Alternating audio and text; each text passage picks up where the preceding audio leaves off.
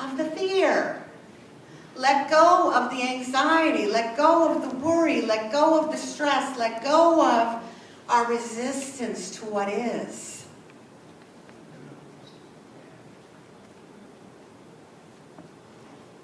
Because to let go of resistance, to change, enables us to make very rapid progress in our spiritual development. But we have to first take those 3 steps. We have to go through the experience. And that's why I love Robert's work, because he doesn't say just embrace the new beginning, right? That's kind of the Pollyanna. We have to face what is happening. We have to be in it, to know it, to experience it, to realize truly what it is we're letting go and we're releasing.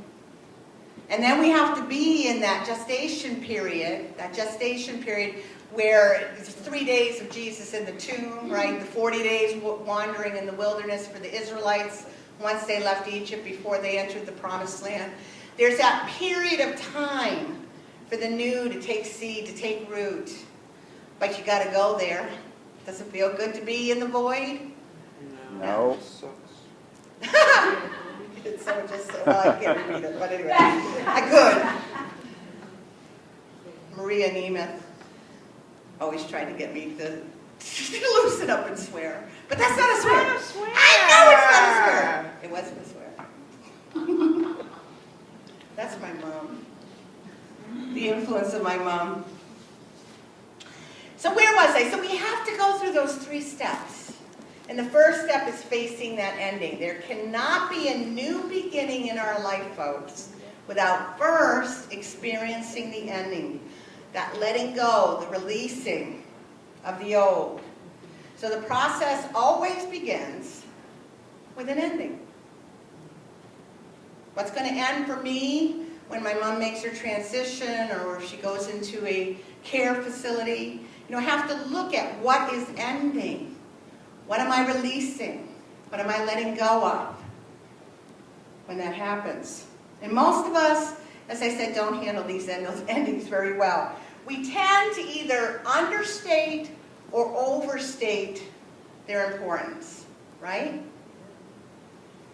I understate the importance of an ending when I fail to acknowledge its impact upon my life. We're very good at this here in New England. Pull yourself up by your bootstraps. We respect that person who has the stiff upper lip. Keep your chin up and get on with it. Right? We admire that in others, sometimes particularly in this region, but also in our nation. Even with a major loss like death, many of us expect people just to get going on with their life. Look at businesses. How many days do you get off for bereavement in most places of business? 3. 3 days. What's the message there? Yeah. When was the last time you got over someone you loved and lost in just 3 days? Yet as a culture, we understate the importance of an ending in our lives, no matter what that ending may be. And we do it as well in unity. It's what I call metaphysical malpractice. When someone's grieving and hurting and we throw truth principles at them, it's like, stop feeling so blue, be positive. Get positive in your thoughts and your feelings and your words and your emotions and your actions. But I'm learning more and more and more that we have to be where we are. And we say that God is everywhere present and God is good. So God's in the grief. God's in the pain. God's in the sorrow. God is in that process, however long it takes for you to walk through it. Thank God we have the example of Jesus as he faced the physical ending in his life. He grieved, folks. Jesus grieved deeply. If you don't believe me, let me read you the account from the Gospel of Matthew and Luke. Then Jesus went with them to a place called Gethsemane. And he said to his disciples, "Sit here while I go over there and pray." And Jesus began to be grieved and agitated. And then he said to them, "I'm deeply grieved, even to death. Remain here and stay awake with me." And going a little farther, he threw himself on the ground and prayed, "My Father, if this is possible, let this cup pass from me. Yet not what I want, but what you want."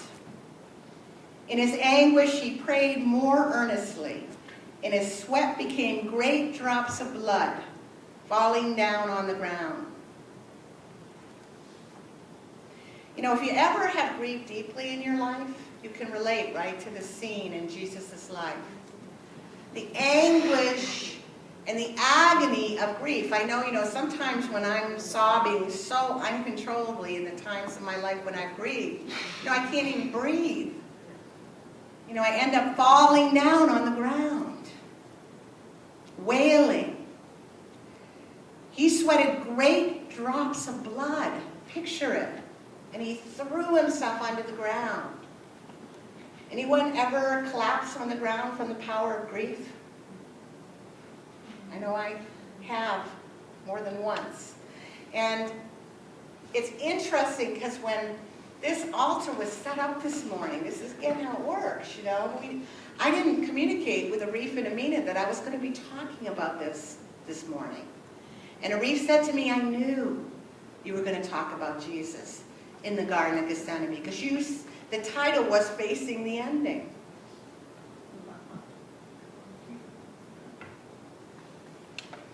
So it's essential not to understate the importance of endings. But guess what? It's also possible to overstate. To overstate the importance of an ending. To take it too seriously. Yes, Jesus grieved, and it was in agony and despair, but what did he also do? He did pick himself up. He went forth with peace and with understanding and acceptance to face the ending. Some classic illustrations of overstating the impact of an ending. Let's think about it.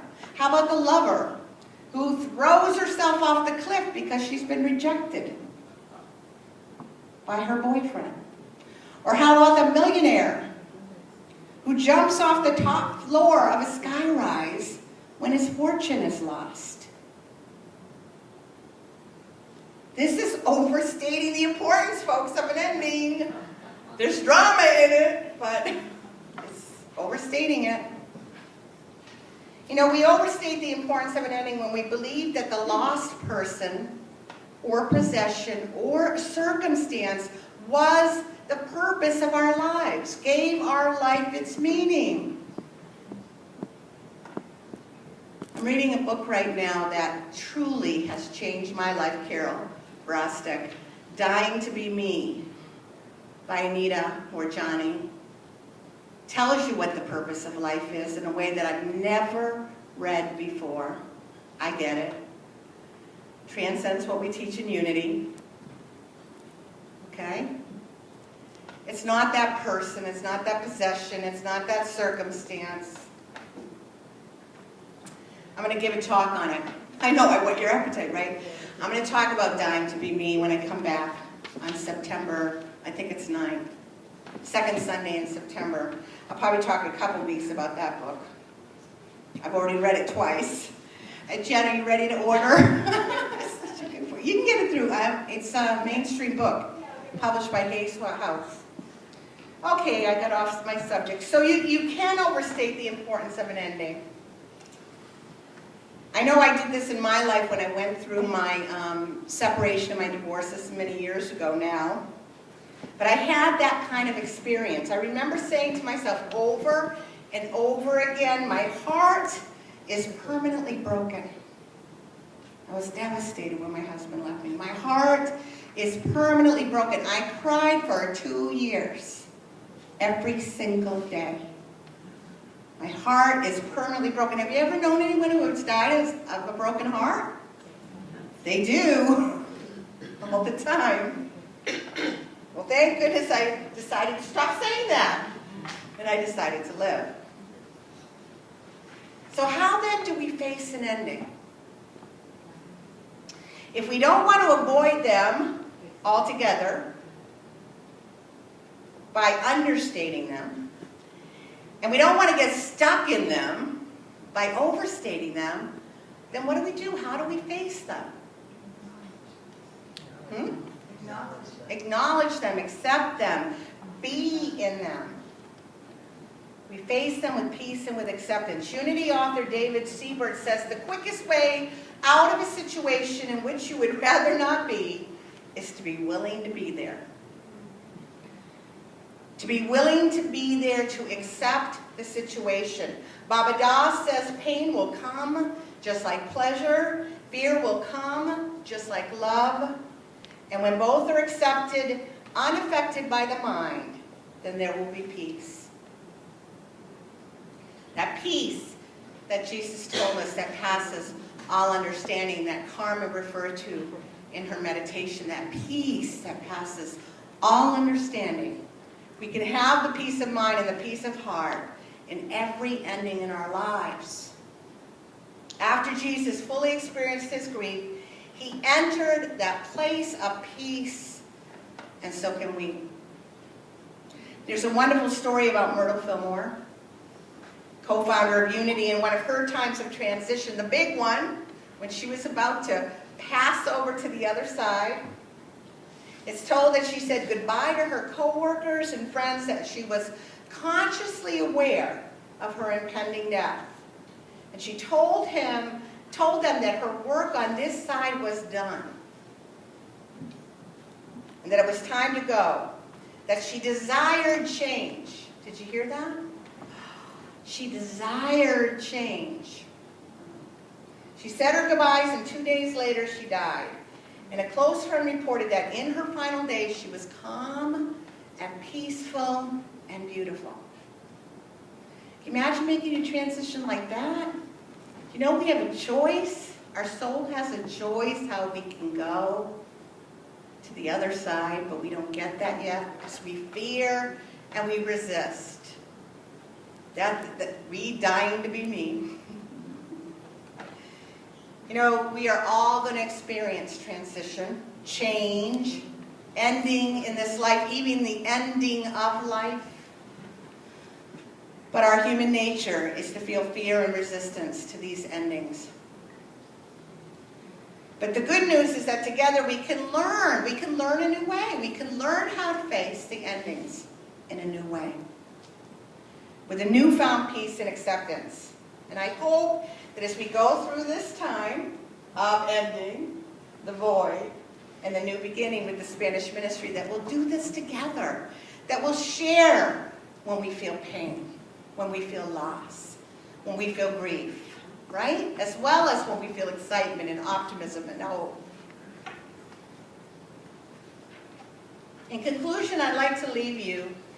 This is a story I told when I first came here, and it's a powerful story. It's a true story of a 12-year-old girl that I once knew. She was the daughter of one of my classmates in seminary, and it's such a beautiful story about facing an ending. You know, she and her mother had come to Unity Institute from South Africa, and she was having a very tough time with this transition. Very tough time with releasing and letting go of her life in South Africa. She was basically miserable, 12 years old, and having to leave her home and her friends. And a remarkable woman, May Rowland, who had been the director of Silent Unity for 50 years at Unity Village, helped this child to come to peace and to accept this change in her life. And the truly amazing thing is that May Rowland did this from the other side. Let me read to you, in this 12-year-old child's own words, her story. It's remarkable. The girl's name is